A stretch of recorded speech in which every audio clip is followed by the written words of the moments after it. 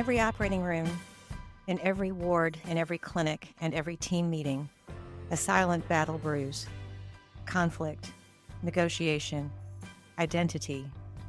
Welcome to the Scalpel and Sword Podcast, where I, Dr. Lee Sharma, physician and conflict analyst, explore the hidden negotiations beyond modern medicine.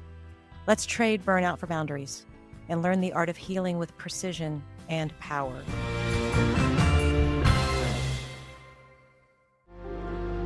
You've spent years making careful decisions with lasting impact. When it comes to investing, the same principle applies.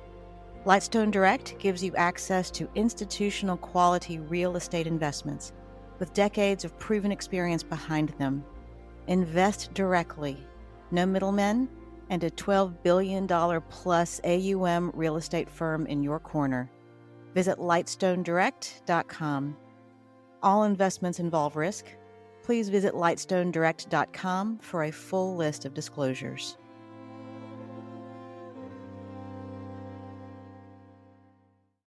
Hello, my peaceful warriors. Welcome to the Scalpel and Sword Podcast. I'm your host, Dr. Lee Sharma, physician and conflict analyst, and I am so excited to have on the podcast today Dr. Raed Albar.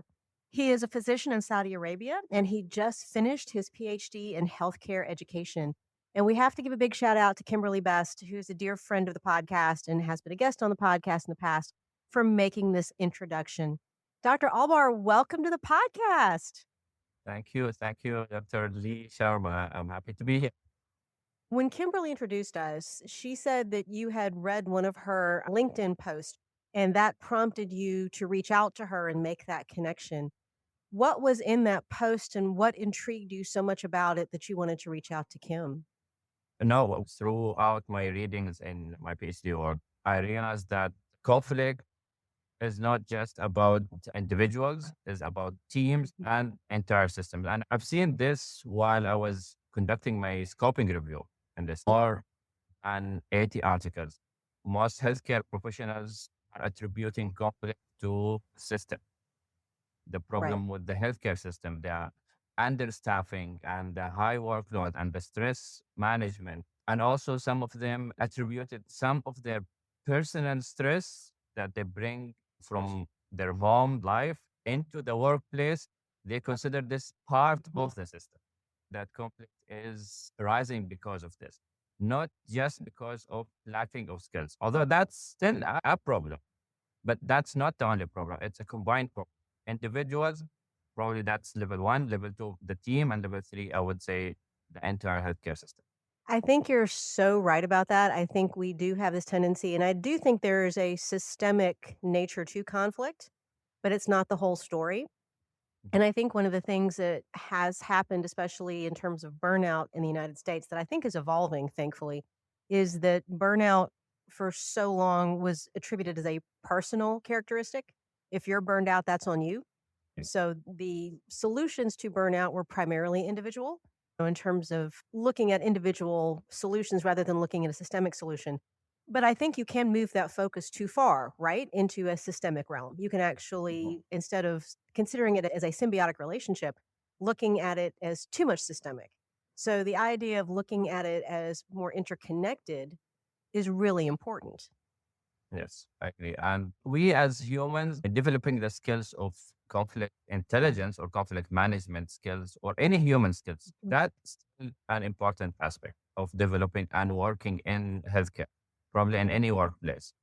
But then when we develop the skills, still when there is an external pressure, like high pressure, it becomes very difficult to apply these skills because of the stress. It's like I have the skills. I know how to deal with conflict, but now I am too exhausted to actually work through the conflict because of the system. So I think it's like both of them, they work together, like from leadership point of view and also from individual point of view, they need to work together. It's not like something that only the leader should work on themselves to improve the system without developing the skills. That doesn't work. And also working on our individual skills without the leadership support, also that would be still a lots of deficiencies, I would say.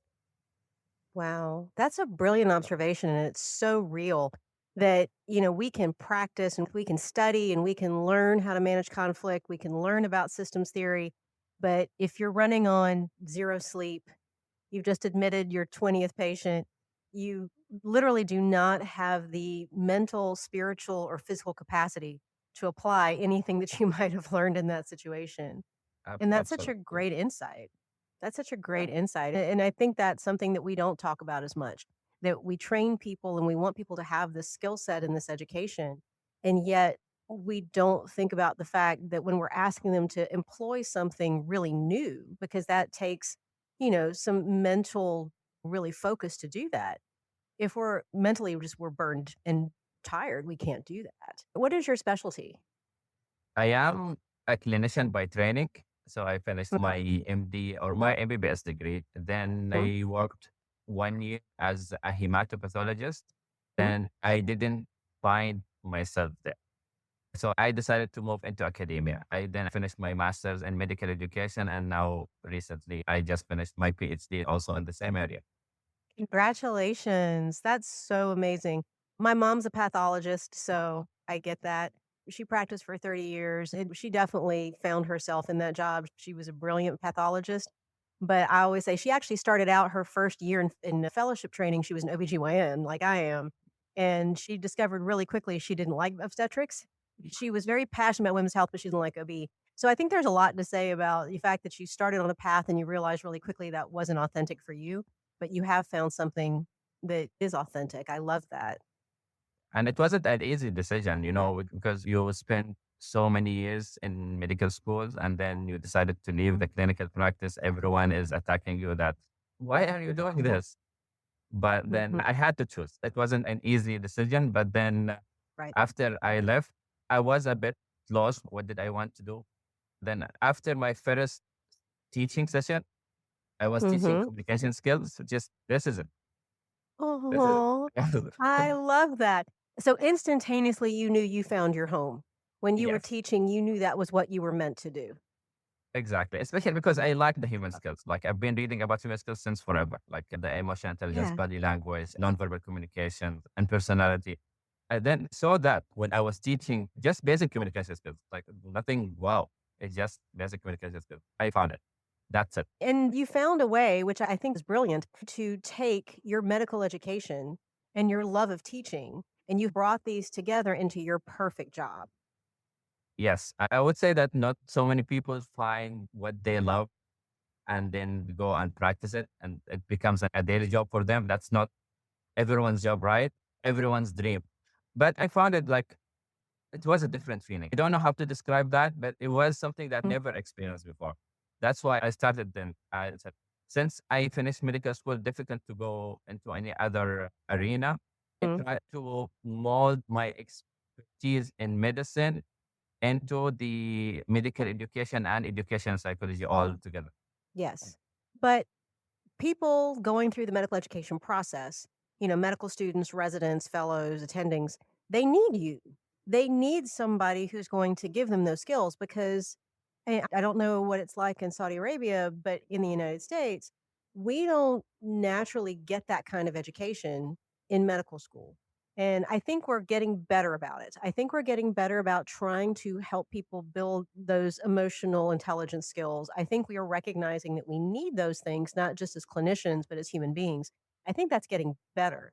But like I graduated from medical school in 1993, and it's definitely not something that was ever taught to me. So I'm like you. I kind of went back and did this training when I was already in practice. I was already attending when I went back and did this because I kind of like you got into private practice and realized I was really unhappy. It's like I don't like what I'm doing. And then I realized it wasn't so much that I didn't like practicing medicine. I didn't have a lot of the skills to deal with conflict, to deal with my colleagues, to deal with the things that I came up with in my daily life. And it was literally just sapping my joy. And when I realized that I could learn these skills, I was able to go back and go, oh, okay, so this is what's happening in my life. And this is what I can use to actually make my clinical practice more joyous. And so I think it's really been that for me. And that's why I love being able to share this kind of information, not just with clinicians, with everybody, because these are skills that we all need. One of the things that you mentioned earlier that I want to talk about because I thought it was really cool. And it was in an email because you, Kimberly, and I had an email chain going. And you sent us an article from Professor Peter Coleman. And this is an article that's talking about something called conflict intelligence. What is conflict intelligence? So that's an interesting question because I never knew this term existed before. I knew emotional intelligence, but conflict intelligence was something new. I learned about it like 2 years ago. According to him, it's a set of skills for us to engage in conflict constructively and effectively. I mean, the whole idea came from that conflict is inevitable. We're always going to have Right, conflict, no matter what. right. So at least let's learn how to engage in it without the distress of. In another word, I would say conflict is not just negative. If I look at it as a learning opportunity, at least that's the first step in emotional intelligence, I would say. And also, according to him, there are four competencies in conflict intelligence. One of them is self awareness and self Mhm. regulation. Another one is engaging in conflict constructively.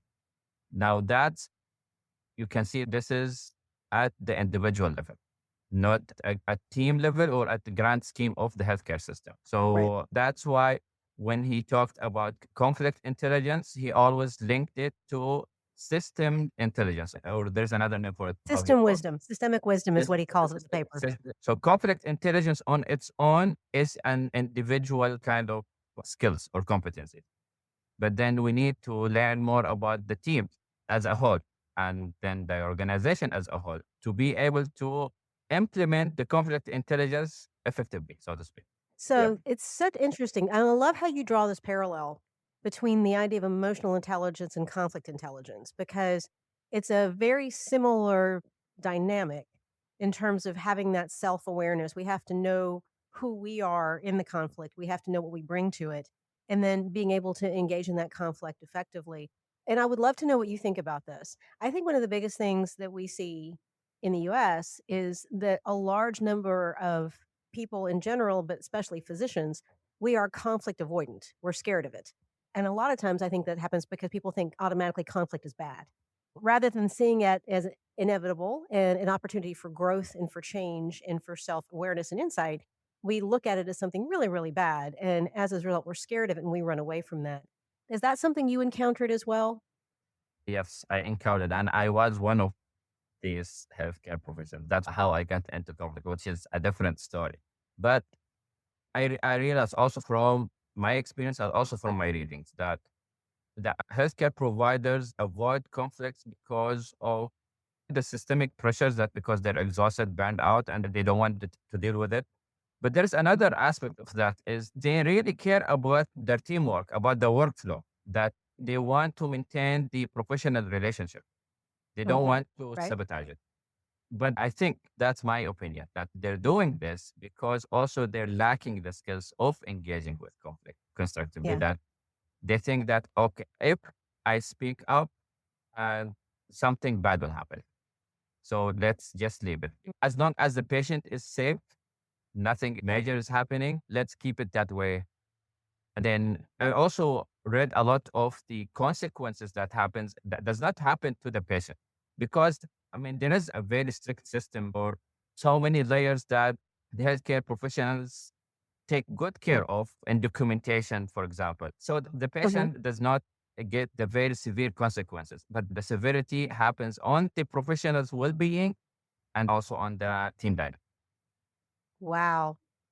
Oh my gosh, there's so much insight there in terms of what physicians are experiencing. And I think it's really interesting that you talk about, in terms of engaging in conflict, that there's definitely a priority that you see that if clinicians don't feel like there's direct patient danger, the tendency is going to be to let it go because that's the priority, right? So even though it may really be affecting me professionally and may be really affecting me emotionally or mentally, if the patient's okay, I'm going to let it go. I don't want to engage in that process.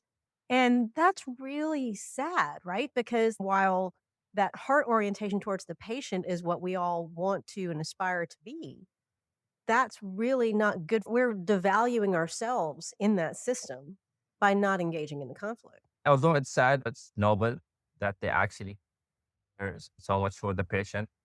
But then if you don't take care of yourself, you would reach a point that you wouldn't even care about the patient. It would become just doing the minimum so you don't get sued, and that's it. It's not going to be like Well, a true care. You don't care of yourself. And I think it always starts from within. The story always yeah, starts from you. Then after that, you can give. If you don't give yourself, it will be difficult for you to give others. yeah. And, like, if you have somebody who's conflict avoidant, you have a physician or you have somebody in medicine who's conflict avoidant, they're kind of just dealing with it and dealing with it, and it's like, "Is my patient's okay, I'm not gonna talk about it." But there's, like you said, a cumulative effect to that, that it grows and grows and grows and then gets to the point that literally the clinician can't bear it. And unfortunately, sometimes if you don't intervene before then, I think there's one of 2 things that can happen. I think a bystander or a colleague can pick up on that and say to their colleague, "Hey, I'd like to help you work through this. We can actually go get some conflict education, go get some coaching, go through some classes and learn how to manage this because I don't want you to get to a point that you feel so broken you can't come to work or you feel like you're doing the bare minimum like you said to get by." But there's actually a worse possibility, right? That we can let conflict go unresolved and build and build and build. And then the wake up call is that something bad happens to a patient. And that becomes your entry into the system. And so, what we hope we can do is help people understand, like you said, become self reflective about their part in the process and who they are in the process, and actually develop these skills before it gets to the point of breaking. I agree. Although the skills are not difficult to develop, it's probably just one thing. If you just listen to the other points of view, it can go a long way. Because from psychological point of view, everyone wants to be listened to. And even in a fast-paced environment like healthcare, we know everyone is competent because no one incompetent will be there. But they Right. want to be valued. So the strict hierarchical structure of the healthcare sometimes reduce that psychological safety, so to speak. So they don't feel Yeah. like they're valued, they don't feel like they're listened to, and then it becomes a fertile land for conflict. That's so brilliant because that's such a simple thing, right? The act of listening. That's such a simple thing that we can do. I think putting it that way is so powerful, right? Because a lot of people think about learning conflict intelligence as something that's this very big, difficult topic. Like, it's such a big, difficult topic and it's really scary. And I don't know how I want to do it. And I'm already scared of conflict and I don't want anybody to get mad at me. And so I think I'm just going to sit here and not do it. And yet, when they're listening to you, it's like, it's really an easy place to start. That the active listening, actually giving that person the benefit of your time and attention, and in that they feel important, not only in this collective space, but they start to feel safe in that space. That's a No. really good place to start. Is that something as you're teaching, now that you have gotten your PhD and you're gonna be teaching more, is that something that you wanna be intentional about teaching your students? Yes, definitely. When I conduct my intervention study in my PhD, I try to create like a structured system, kind of a structured Mhm. approach to conflict. So because sometimes people want it to be something that is structured, they follow it as step by step. Although even any communication does not happen that way, but at least it makes people feel comfortable when they engage in conflict. So the first step that I teach is that you be the better person. You go and reach out and say that you care about this professional relationship and let's do something about it. That's how you reach out. Then the next step is that instead of you expressing your frustration, let them speak. Tell them that, okay, I'm here to listen to you. Tell me what was going on in your head. What happened? Then they will start talking and speaking. Okay, this happened and that happened. And I felt this way and I felt that way. And when you listen to that and then you rephrase what was said to you and you get the approval. If the other person said, yes, this is what I meant, you get the Mhm. approval. That means that you were listening. And if they see that you listen to them, I think generally people, even if they're angry or frustrated, they will calm down. After that, this is where the third step happens. Okay, now I listen to you, listen to me. That's the third. I would express myself. Okay. This happened. This is how I felt. These were my thoughts, and so on. So now I listen to you. You listen to me. Okay. At least now we are in a common ground. Mhm. Now let's create a solution. Let's make it like me and you again is a problem. It's not like me against you anymore. Let's create a solution. Okay. I have three solutions, A, B, and C. And what are your solutions? Okay, you have A, B, and C. Say, okay, let's pick one of them. So what are the upsides of A and what are the downsides of A? What are the upsides of B? What are the downsides of B? What are the upsides of C? What are the downsides of C? When you start weighing these things together, most likely you're going to agree on something. Very rarely that you wouldn't agree. And even if you reach and all solutions are valid, at least I listen to you and you listen to me. Now we're not going to be fighting anymore about this. Okay, let's get our superior, the head of the department, who pick the best solution. Even if they pick other person's side, not my side, I wouldn't be angry because we are listening together. We agreed that we're going to consult someone else. And whatever that solution is, we're going to go for it. But at least I listen to you, you listen to me. That's like the key element. I listen to you, you listen to me. It becomes easier to come up with a solution. Wow.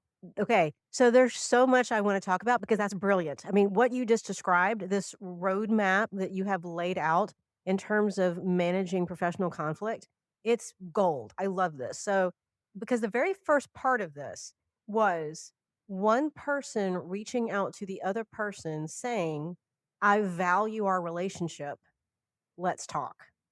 I mean, that this is the entry. It's not, "I'm mad at you," even though you probably are. It's, "I value this relationship. Let's talk." But then the next thing you said, because this is the tendency when we want to sit down with somebody, we have been building up all these arguments. We've thought about this. We have thought about all these things that this person has done or all of the conflict situations we've been in with this person, and we wanna talk about it. They're here in front of us, and we want to just let it out. And yet as soon as we do that, what we start to create in the other person is not a place to respond. We are forcing them to defend.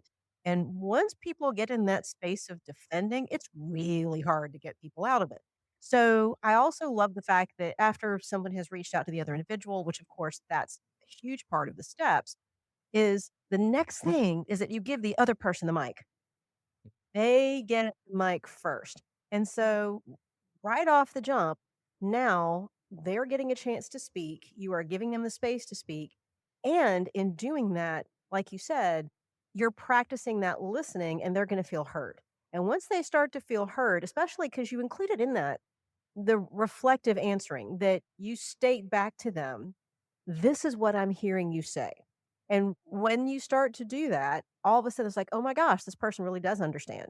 They do get it because they can say back to me exactly what my concerns are. And I think at that point is when you start to get buy in.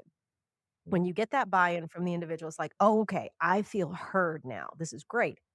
They are going to be more likely to listen to you. And you do, I think, sometimes have to say, I would like a chance to say what I'm feeling. I would like a chance to verbalize that and, kind of set those rules just like I gave you the mic and let you talk. I'm going to take the mic now and I'm going to talk. And I think that's important.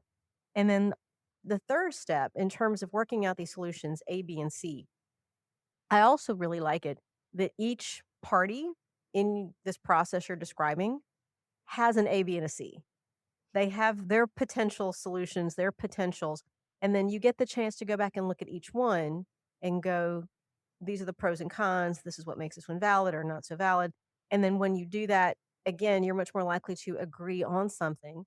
But also, I like it that you have a step 4. There is the possibility that it may not be resolved.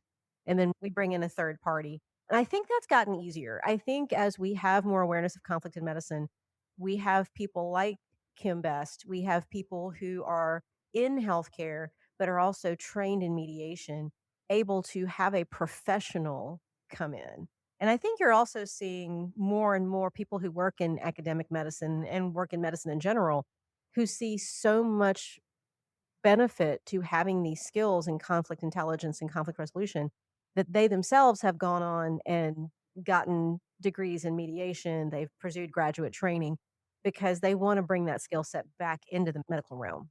I agree. And also all my training now in conflict because I got the certification to be a conflict coach and conflict mediator. It was from the business sector rather than from the medicine. And I wanted to bring this back to the academic medicine and also in the healthcare environment. I'm starting to now reach out to hospitals and some leaders. Everyone is saying that we need this. And we know that this is an issue, but this is life. This is how life Yeah. happens. We learn by trial and error. Okay, now we had a conflict. I didn't deal with it perfectly. Next time, I'm going to deal with it fine. But then because it's a trial and error and there is no probably self reflection about it, it doesn't work well, especially that healthcare is a fast-paced environment. And then the Right. conflicts just arise. It's like all of a sudden, it's not like it's planned. It's not like I'm anticipating that conflict will happen. It just happened. Yeah. So that's why it's trial and error. And the healthcare providers that I interviewed this, we never received any even informal training. We received some leadership training, okay. But leadership training is about, okay, when to submit an OVR or when to complain about bullying, for example. But it's not like Mm. conflict intelligence, so to speak. And one of the physicians said that, we have the skills or the steps of how to deliver bad news to the patient. We have the steps and we do this and it works perfectly. But we never had anything regarding to conflict, like to follow steps. And they told me that I think that would be brilliant if we can have such training. I know how valuable this is, but we need to get it in the healthcare.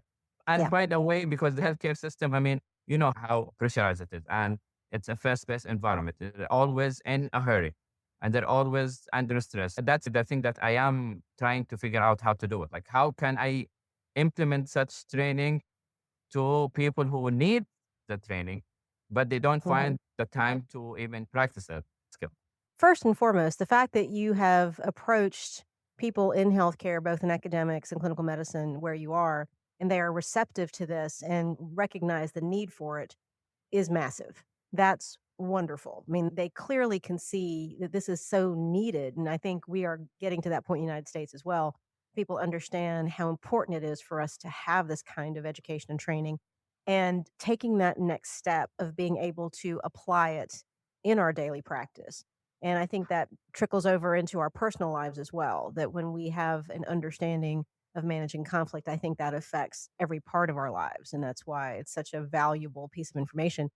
And you add the extra step, and I think this is something that's also becoming more recognized to be important, is that process of self-reflection, going through that understanding of yourself. I mean, that's never something that we were ever encouraged to do in medical education in the United States. I think we're understanding how important it is. And I also think that the younger people coming through the system that I see that are in medical school and residency, they are much more aware than we ever were of how important it is to have these kind of skills going through a professional career. So I love it that they're already starting with that. And people like you that are actively reaching out and bringing this kind of education to the medical community, I mean, it's wonderful. And I love how you break this down in such a way that it doesn't seem so scary the way you're presenting it.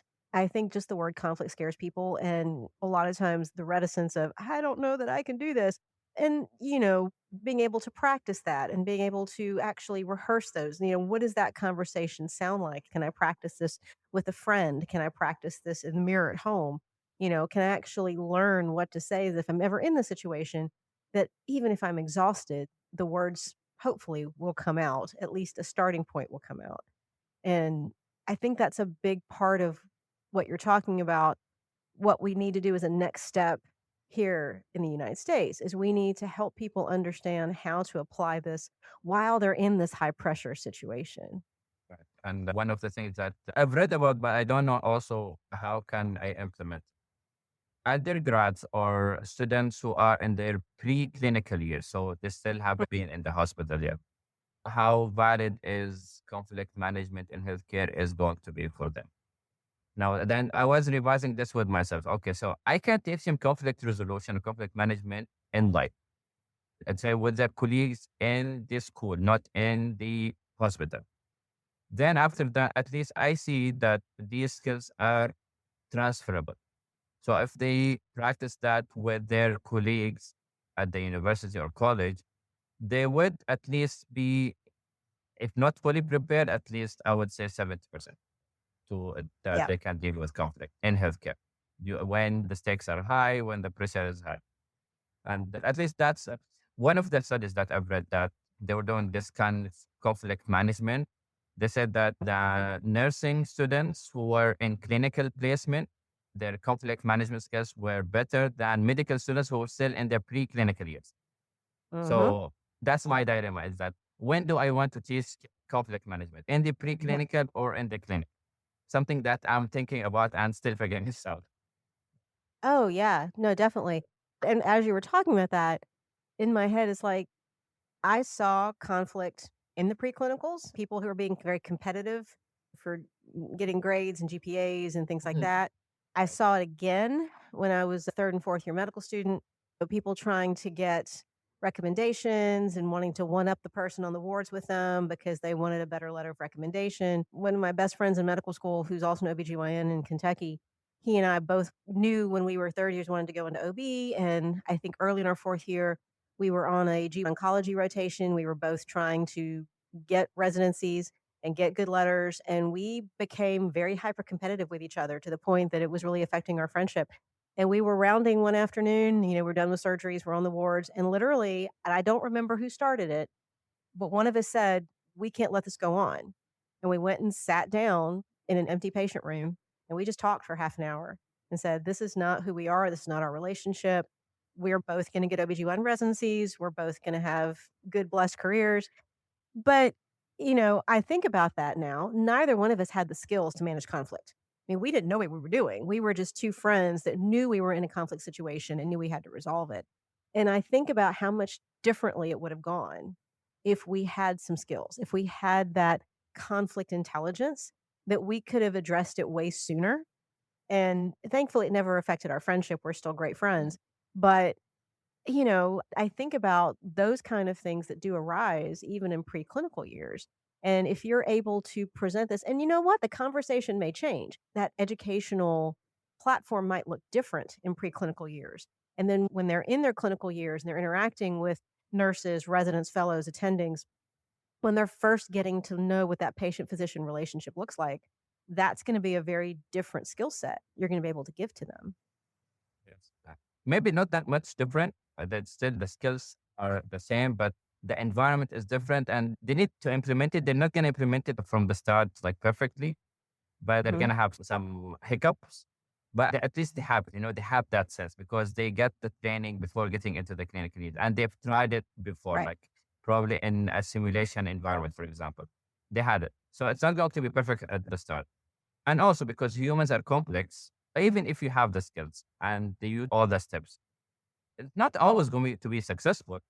Let's put a random number. Let's say 80% is going to be successful, but there are still some 20% of people that are very stubborn and they're aggressive. They're easily irritable. So Yeah. you're going to find these people that you do all your best and it doesn't work.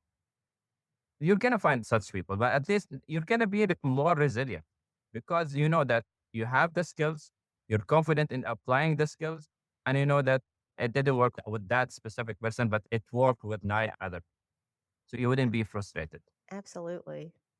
And then also too, they have you as a resource as they are doing this multiple times over and over. They can always come back to you and say, "Hey, Dr. Albar, I did this and I feel like I could do this better." And so they have you as a resource as well. Yes, I think that's why conflict coaching is important. Like it's a one-on-one coaching because you have someone that is giving you a specific scenario that they're going through. And you start navigating through the scenario, what they did and what they didn't, and start brainstorming some ideas on how to navigate this new conflict with that specific person who is very difficult. For example, it becomes more effective because it becomes a one on one discussion. At least that's my opinion on conflict coaching. No, I 100% agree with you. Right. This has been an amazing conversation. You're so generous with your time. I know it's actually really in the middle of the night where you are. So I thank you very much for making the time to do this. If people wanted to reach out to you, if they had questions about your research, or if they just wanted to interact with you, how would they do that? I have a LinkedIn account Okay. with my name, just Raed Albar, and they would find me. If they know my picture, they would know that it's me. That's the only place that I am in the media. I don't have Okay. social media, so at least LinkedIn would be good. And if you want me to share even my email and you can share it with the audience, that would be fine. I'm Well, always happy to listen to people. I love it. And we will share both of those in the show notes. Thank you so much for being here. This has been an amazing conversation. I'm so excited, and I want to keep in touch with you as you continue to implement these things where you are and just continue to teach, and especially as you're introducing this in the educational system in Saudi Arabia. I hope you'll continue to reach out. And anytime you want to come back on the podcast and share your experiences, we'd love to have you. Thank you, Rita. Thank you very much. That it was a really fruitful and enjoyable discussion. My first time in a podcast. It was lovely talking to you. Thank you very much, Lee. Thank you. I really appreciate it. And to all of our peaceful warriors who have joined us today on the Scalpel and Sword, until next time, be at peace. Every episode is an invitation to speak, to negotiate, to choose. I'm Dr. Lee Sharma. Join the dialogue by subscribing to Scalpel and Sword. Until next time, peaceful warriors, may your choices be sharp and your voice be even sharper. This podcast is a reflection of lived experience and research in conflict resolution. The Scalpel and Sword is not intended as medical or legal guidance. For personal matters, please consult a qualified professional.